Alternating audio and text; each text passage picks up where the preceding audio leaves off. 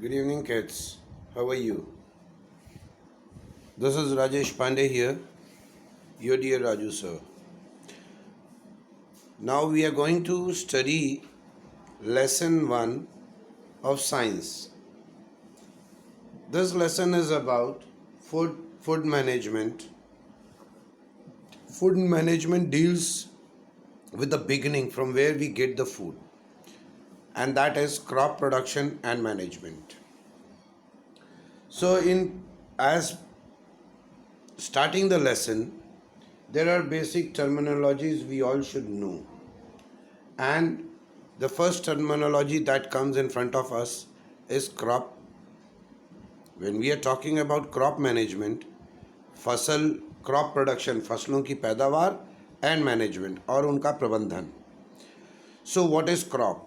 Plants of same kind that are grown and cultivated as a source of food in a large cultivable land is called crop. फसल क्या है? फसल पौधे हैं, plants of same kind, एक ही तरह के, that are grown and cultivated as a source of food in a large cultivable land is called crop. एक ही प्रकार की फसल, जैसे गेहूं के खेत में सिर्फ गेहूं ही डालते हैं, बहुत एक ही तरह के बीज डालते हैं और फिर उसको कल्टिवेट किया जाता है किसके रूप में? As a source of food, भोजन के सोर्स के रूप में, संसाधन के रूप में. Okay. Types of crop. Crops which are grown in the winter season from October to March are called rabi crops. What are rabi crops? Rabi crops are the crops that are grown in the winter season, October to March. ये India, in the reference to India, ये India के reference में बोला है. Other countries वहाँ पे इसका season different है, सो वहाँ का मंथ डिफरेंट होगा. But right now because we are studying in India, we are trying to understand the crop production and management in India, so we are talking about the month in India. Bharat में हम हैं, भारत के बारे में बात कर रहे हैं, भारत के क्रॉप्स के बारे में बात कर रहे हैं. तो हम भारत के उन मंथ की बात कर रहे हैं, मार्च, अक्टूबर से मार्च के बीच में जो फसल होती है उसको रबी बोलते हैं. Crops which are grown in the winter season, ठंडियों में, हमारे यहाँ ठंडी कब पड़ती है? अक्टूबर से मार्च, is called rabi crop. The crops which are sown in the rainy season from July to October are called खरीफ.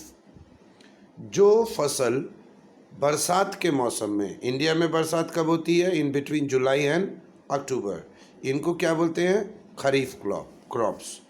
तो it means basically there are two types of crops, rabi and kharif. Okay. So this is, if anybody ask you what is a rabi crop, so you will say crops which are grown in the winter season are called rabi crops. The crops which are sown in rainy season are called kharif crops. Okay. So for the production of the crops, for the cultivation, the basic part and most essential and important part is preparation of soil. जमीन को तैयार करना. Okay. Preparation of soil. So how the soil is prepared? Preparation of soil is the first step in cultivating crop for food production. सबसे पहले ज़मीन तैयार करते हैं, ये सबसे पहला कदम है. किसमें? कल्टिवेटिंग क्रॉप, फसलों को पैदावार के लिए या उपज के लिए. ठीक है. The soil is prepared by sowing the seed of the crop.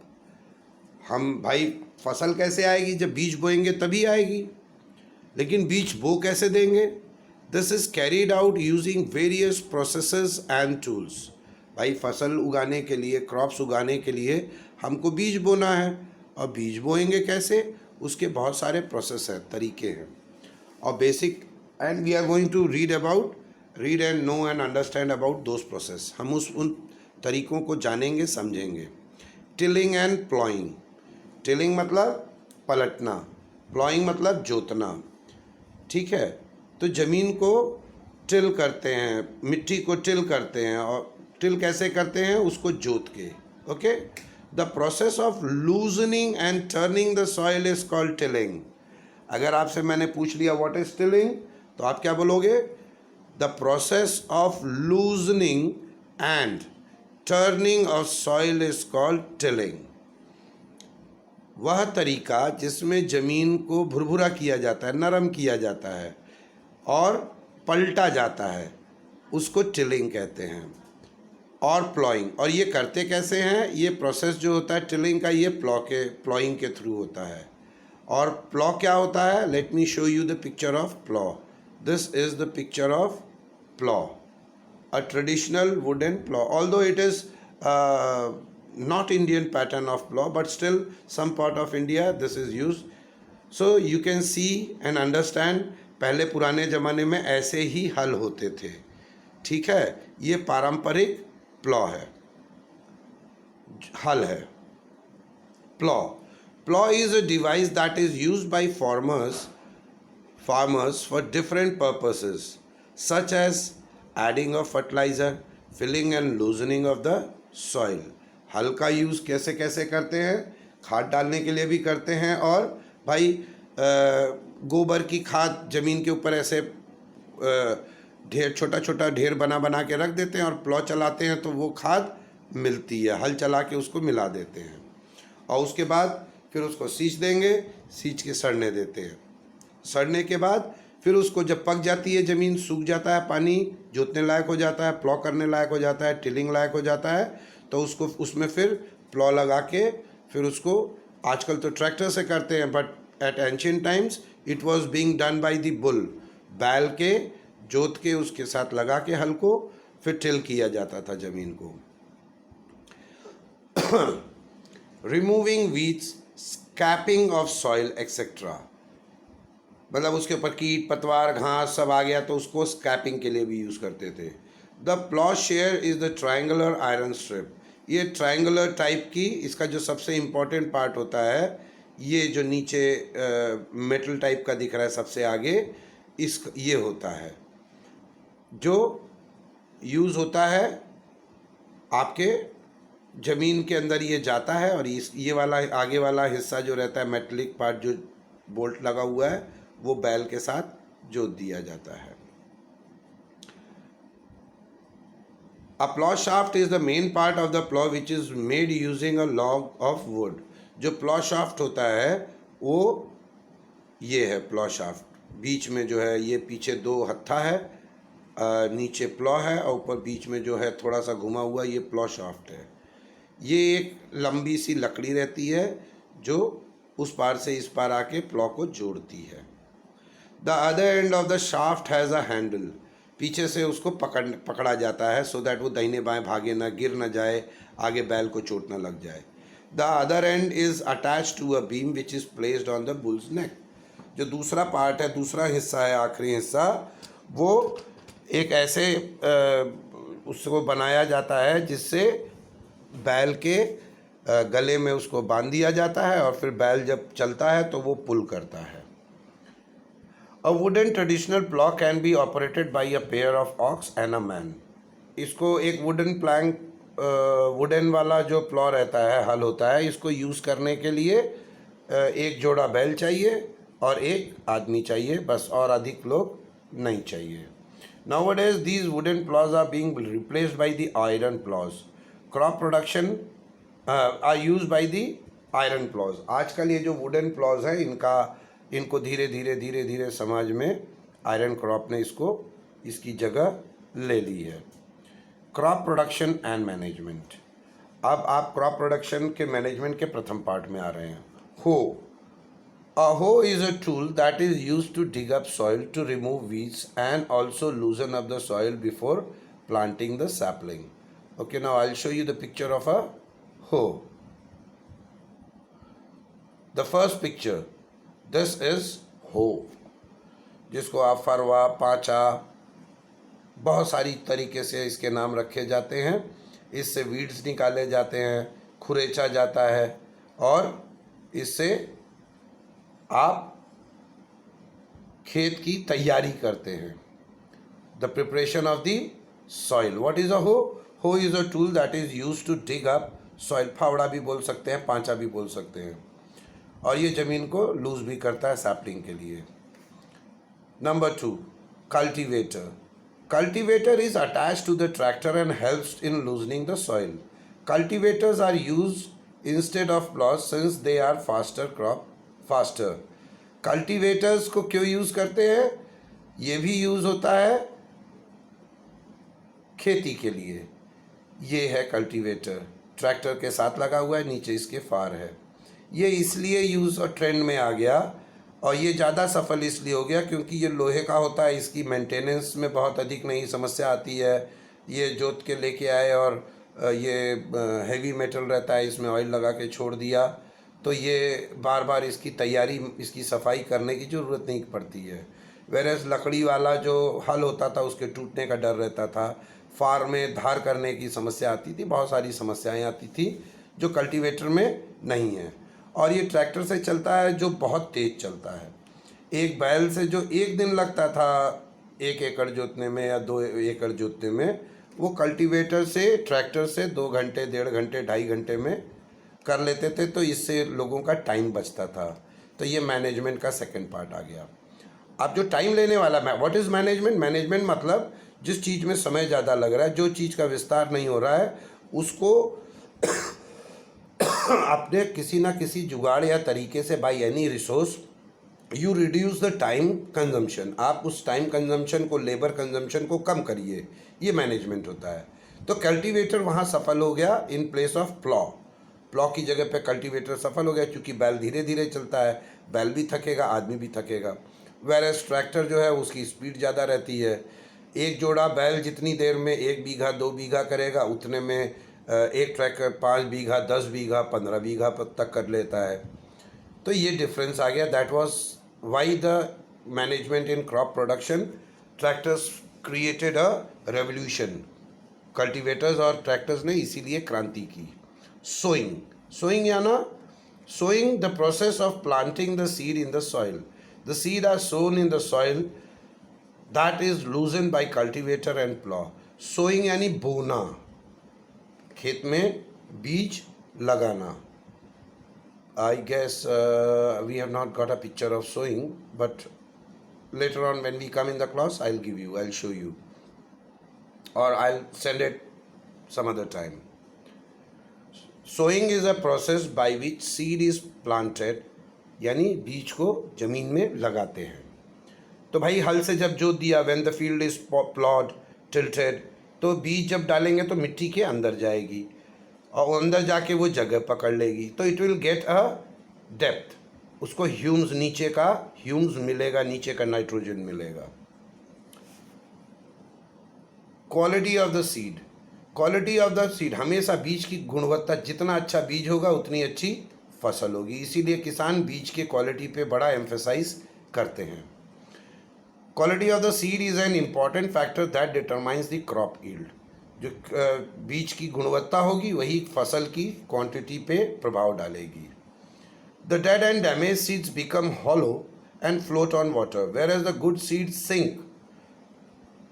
ठीक है, ये समझे आप। गांव में किसान लोग पहले, दादा दादी लोगों को आप देखोगे तो वो पहले जो बोना है उसको पहले डाल देंगे पानी में, जो खराब बीज रहेगा वो ऊपर आ जाएगा, उसको निकाल देंगे, और जो बैठ जाता है बीज उसको सुखा के या हल्का गीला रख के भी वो अपना भेज देते थे खेती में डालने के लिए।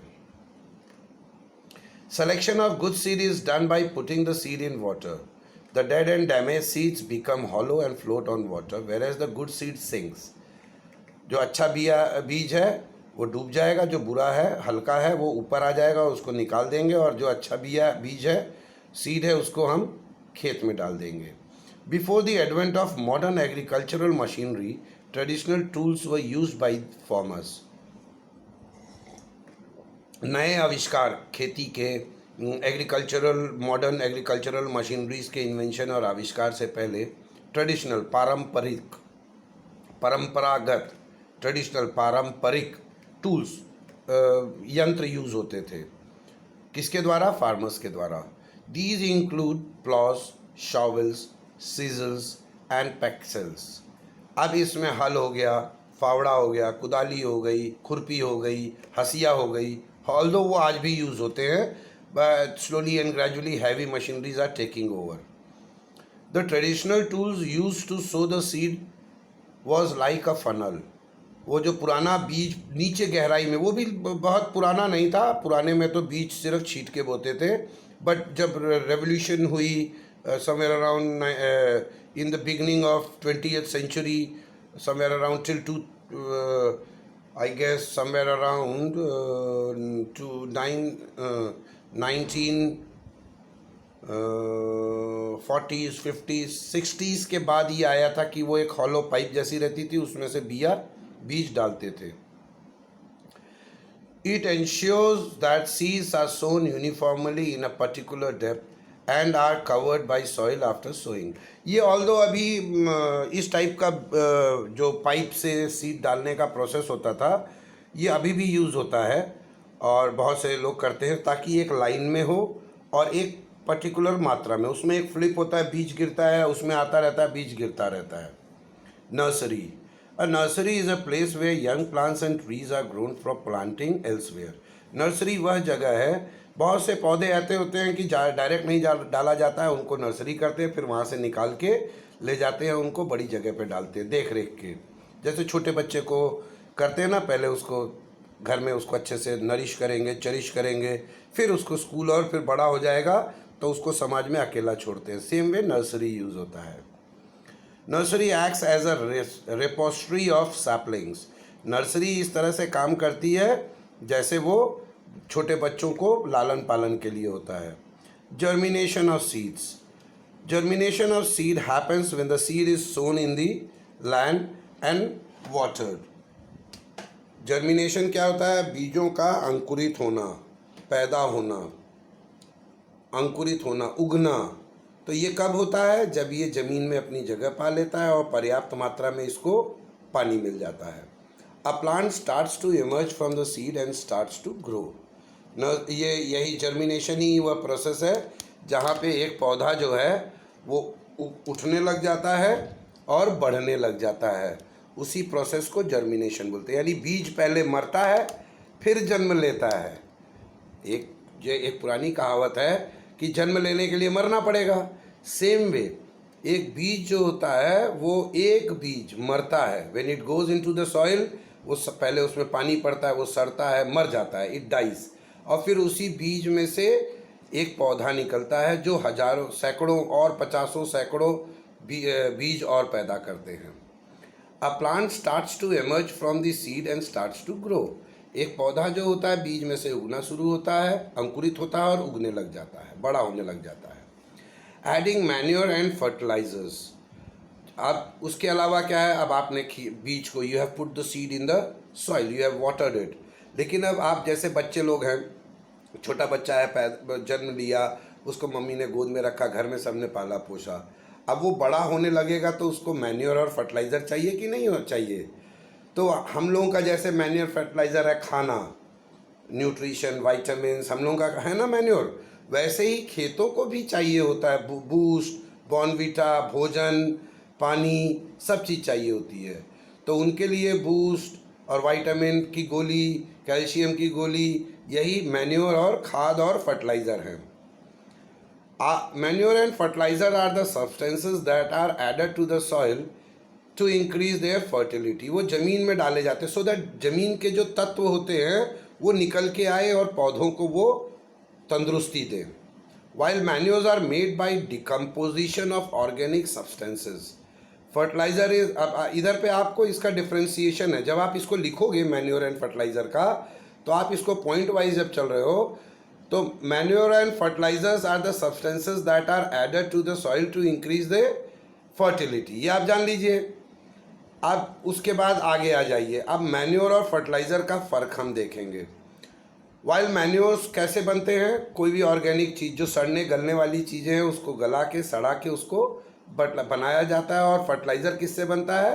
Fertiliser is made of organic chemicals.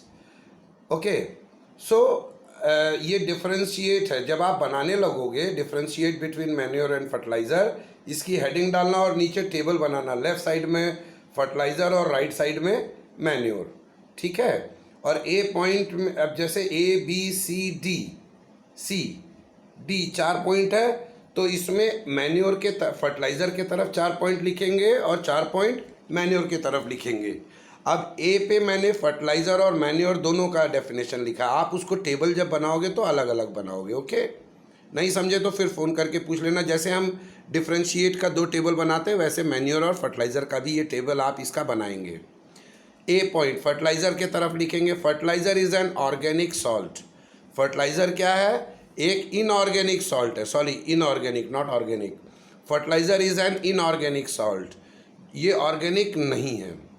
Organic means जो सड़ता है गलता है, ये सड़ने गलने वाली चीज़ नहीं है, इसका एक प्रोसेस नहीं बनता है। Manure is prepared from organic matter such as human waste, cow dung and farm waste. Manure, अब राइट साइड में जो लाइन के राइट साइड में मैन्योर वाला है उसमें ए पॉइंट होगा। मैन्योर ए का ही ए पॉइंट मैन्योर में लिखा हुआ है। Manure is prepared from organic matter such as human waste, जो हम लोग वेस्ट देते हैं, गोबर रहता है और खेत का जो वेस्ट होता है, सब्जी वब्जी जो हम खाते हैं, खाना बच जाता है, वो सब मिला के डाल के सड़ा के वो मैन्योर बन जाता है। डिफ्रेंशिएशन का बी पॉइंट है, fertilizers are manufactured in factories. Fertilizers कहाँ बनती है? फैक्ट्रियों में बनती हैं। Manures can be prepared in farm. अब आप मैन्योर वाले साइड में लिखोगे, मैन्योर कहाँ बनता है? फार्म में ही बन सकता है। सी पॉइंट फर्टिलाइज़र के साइड में लिखोगे, fertilizers are added in comparative small quantities. जो फर्टिलाइजर्स होती हैं, खाद होती हैं, केमिकल खाद जो होती हैं, इसको एक थोड़ी मात्रा में डालते हैं, बहुत ज़्यादा मात्रा में डालने से ये ज़मीन को नुकसान कर सकती हैं। और manures needed to be added in large quantity as the nutrients content is less. चूँकि फर्टिलाइज़र केमिकल बेस्ड होता है और उसमें न्यूट्रिएंट कंटेंट ज़्यादा हो जाते हैं, वो कंप्रेस्ड होता है, वो सिंक्रोनाइज होता है, वो प्रोसेस्ड होता है। लेकिन ये मैन्योर जो होता है बहुत ज़्यादा प्रोसेसिंग नहीं हुई रहती है, इसलिए उसमें कंटेंट कम रहता है, ये ज़्यादा क्वांटिटी में डाला जाता है। D fertilizers do not provide any humus to the soil. Fertilizer से ज़मीन को फ़ायदा, ये सबसे इम्पॉर्टेंट पॉइंट है, ध्यान रखिएगा।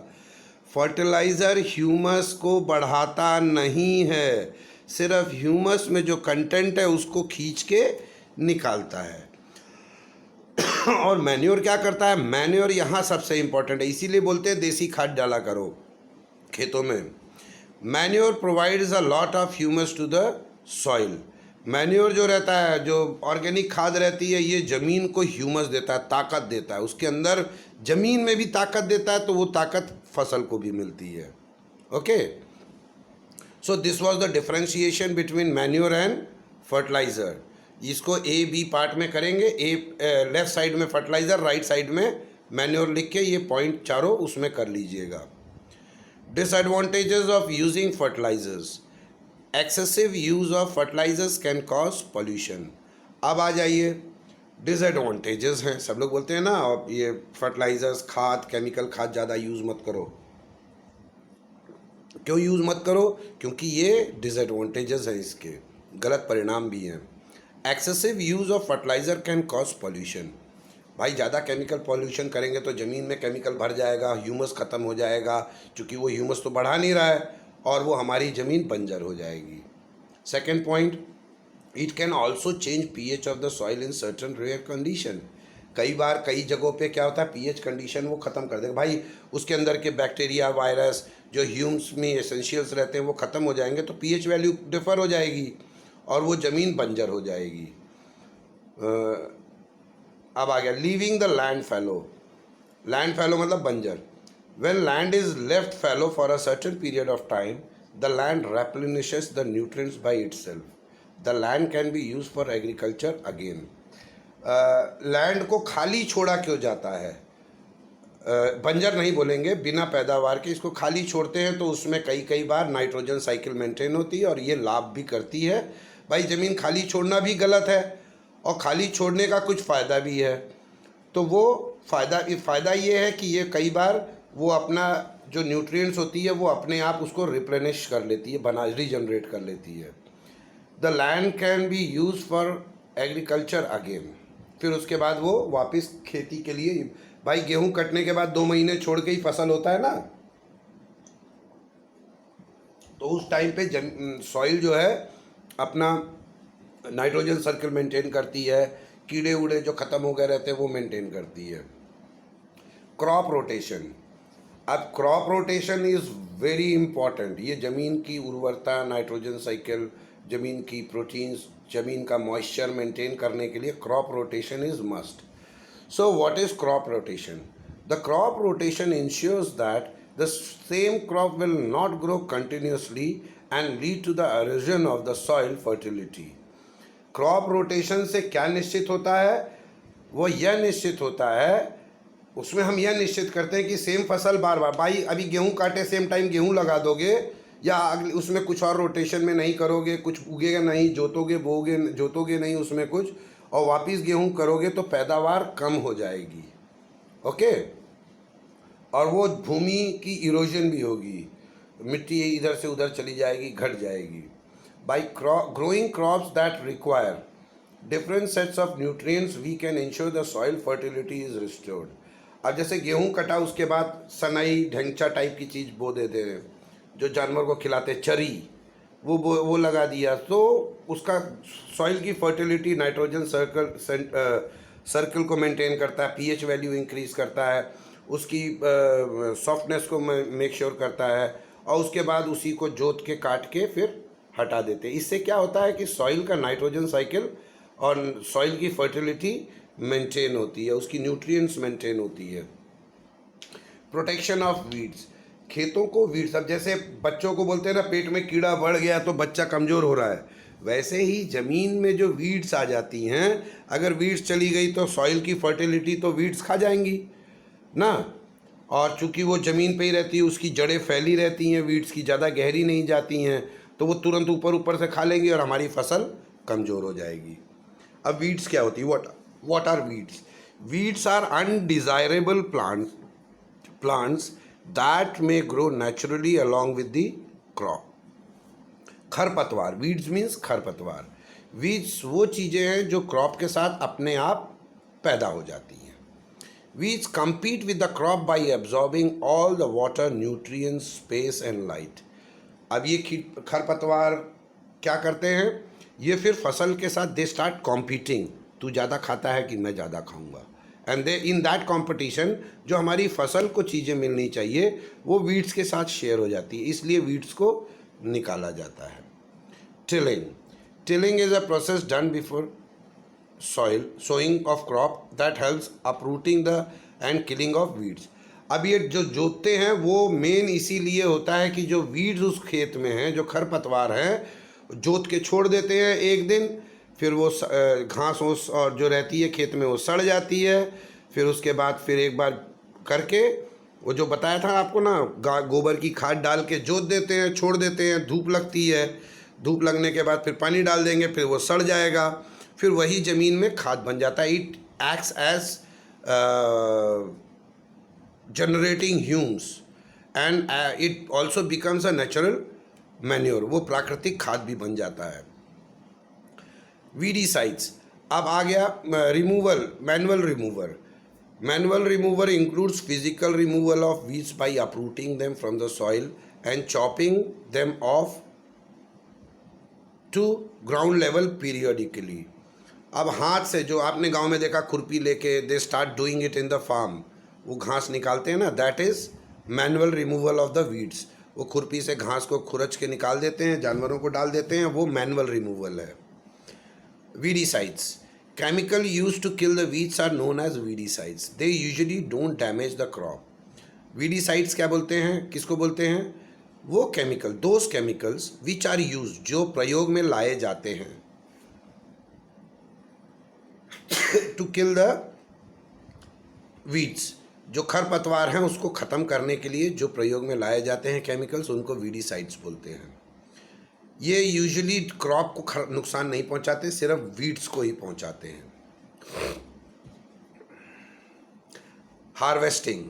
Harvesting is a process of cutting the crop after it is matured. कटाई बोलते हैं ना, आपने पहले जुताई किया, खेत को प्लॉ किया, बोआई किया, सीड्स को बोया, सिंचाई किया, पानी इरिगेशन किया, निराई किया, वीड्स को निकाला, फिर कटाई किया। जब भाई ये सब प्रोसेस हो गया, फिर क्रॉप बड़ा हो गया, बच्चा बड़ा हो गया, वो सर्विस करने लगा, तो वो पैसा कमा के लाएगा ना। तो अब हार्वेस्टिंग सीजन में आ गए। हार्वेस्टिंग में क्या होता है, ये प्रोसेस होता है फसल को काटने का। So now we are going to study. उसके मैच्योर होने के बाद, बड़े होने के बाद, बचपने में नहीं तो बाल मजदूरी हो जाएगी, ख़त्म हो जाएगा क्रॉप अगर छोटे मैच्योर होने से पहले काट लेंगे तो। Methods of harvesting, there are 2 methods of harvesting. मतलब फसल काटने के तरीके, 2 तरीके हैं। First is the manual method where a sickle is use. हसिया यूज़ करते हैं जिससे फसल को काटते हैं। Okay. Second is the mechanical method where a huge machine called harvester is used.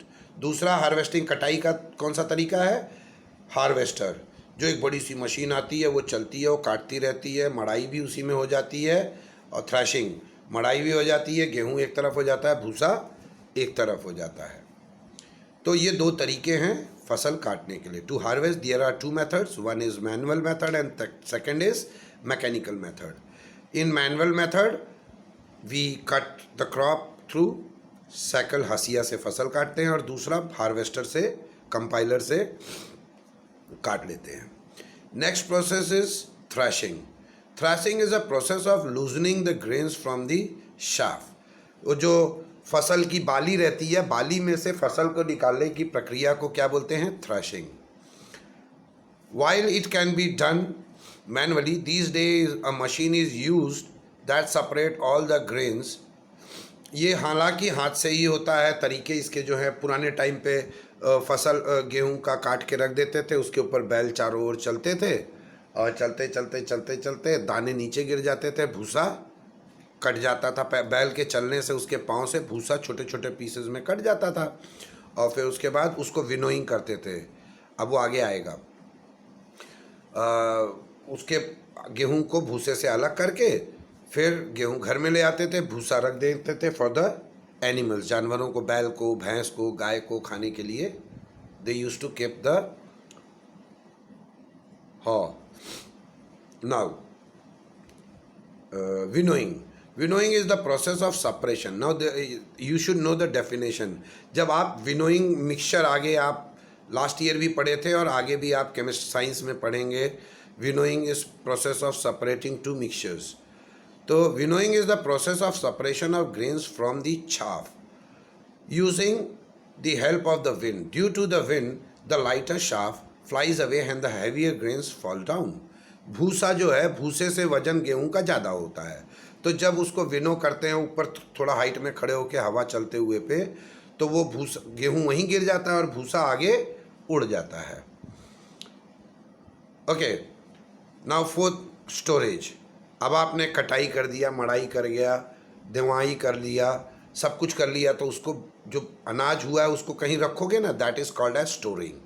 Storage of grain is an important step in agriculture. इसका रख रखाव, भंडारण जिसको बोलेंगे, it is very important step in agriculture. After harvesting steps, the ready grains are stored in the granaries और silos. अब इनको granaries में रखते हैं, भंडारों में रखते हैं। पुराने ज़माने में डेहरी रहती थी, आजकल मेटल की डेहरी रहती है। दीवालों में गैप रहता था, उसमें सफाई करके, लिपाई करके उसमें भर देते थे। पुराने घरों में दीवार बनाते थे तो गैप रहता था उसमें। Usually these type of granaries were made in every houses.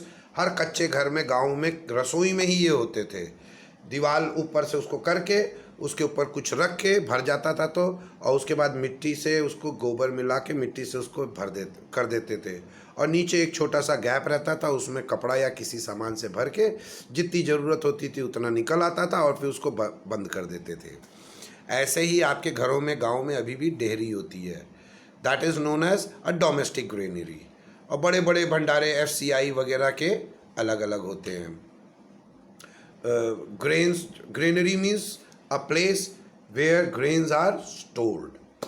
पुराने ज़माने में इन ग्रेनरीज में नीम के पत्ते और ये सब डाल दिए जाते थे।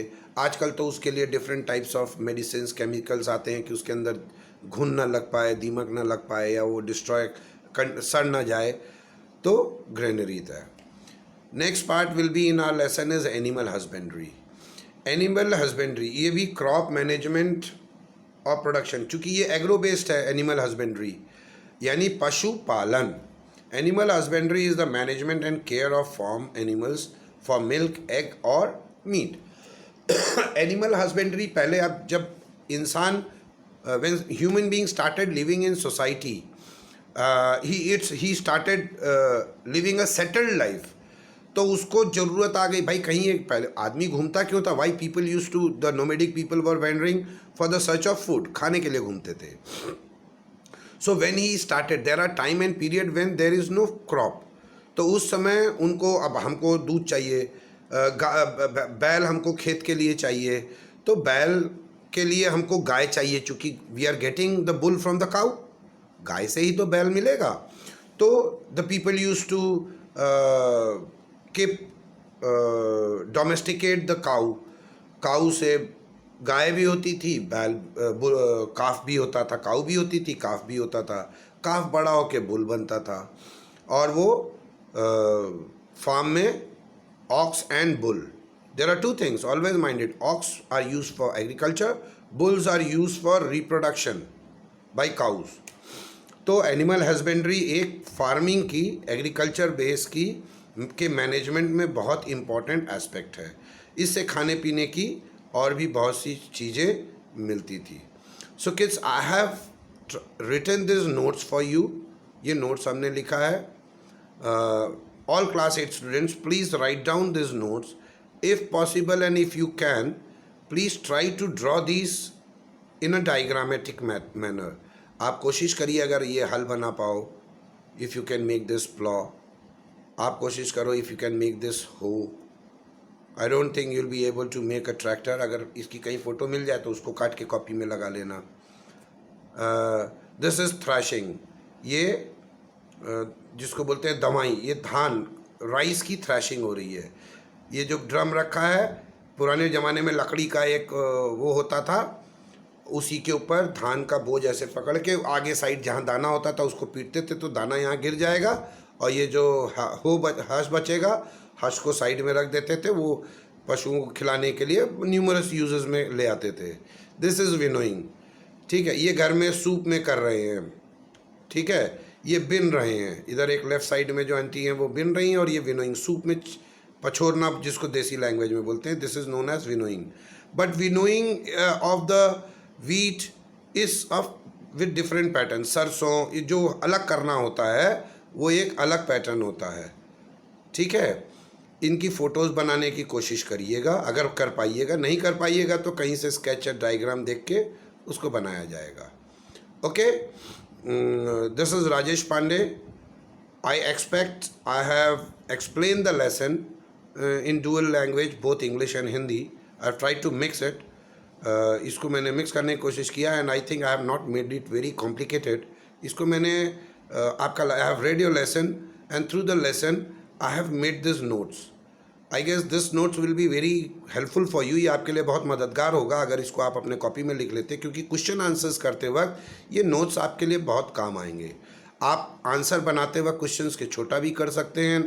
मान लीजिए मैंने कोई आंसर लिखा है बड़ा है, and you have understood this notes, तो उस आंसर को आप छोटा भी कर सकते हैं. Because answering a question in exam is to let the teacher know what is being asked. क्या पूछा जा रहा है और क्या उसका समरी है, क्या उसका सार है. At times there are question, और जो बड़े क्वेश्चन होते हैं, बड़े मार्क्स के होते हैं, इट इज़ रिटन देयर कि इतने वर्ड का. Okay, so anyways, this is Rajesh Pandey, your beloved Raju sir. I have tried to explain you all the lesson 1, crop production and management. Okay kids, please write down the notes, listen to what I have said, try to understand the meaning, whatever you have understood. Other than that, you can mark the tough words, check out whether you know the meaning or not. For example, preparation, cultivating. These are the tilling, plowing, loosening, and plow shaft. These are the new words for you, I guess. And there are few other new words you will get. Management, you should know the spelling of it. You should know the meaning of it. Cultivator, sowing, Nursery is a basic. Germination of the seed, fertilizers, manures, decomposition, organic substance, inorganic chemicals. Try to learn these spellings and the meanings, and whatever part you have not understood, you can ask me, you can call me. I guess I have given you my number near numerous places. Here also it is, might be written. Okay, here is 7007625 You can call me. I'll explain you personally. Take care. Be safe. Stay home. Drink warm water. Try to eat warm food every day. Minimum 2 hours. Take sun bath. Have more and more of fluid. Control your diet. Don't get sick. Let's meet after the school reopens. God bless you. This is Rajesh Pandey signing off after the explanation of lesson 1, science for class 8, crop production and management.